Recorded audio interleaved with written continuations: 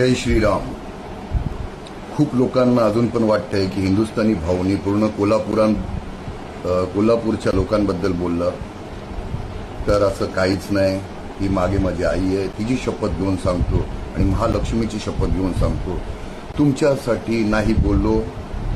फक्त ह्याच्यामध्ये जे राजकारण करतात आहे त्यांच्यासाठी बोललो आणि खूप लवकर तुमच्या डोळ्यासमोर ते लोक येणार, त्यांचे असली चेहरे तुमच्या डोळ्यासमोर येणार, ही मी गॅरंटी देतो. परत एकदा सांगतो, पूर्ण कोल्हापूरबद्दल काहीच नाही. तुम्ही तुमच्यासाठी सदैव मी आहे, तुमच्यासाठी नाही आहे. तुम्ही स्वतःच्या मनाला लावून घेऊ नका.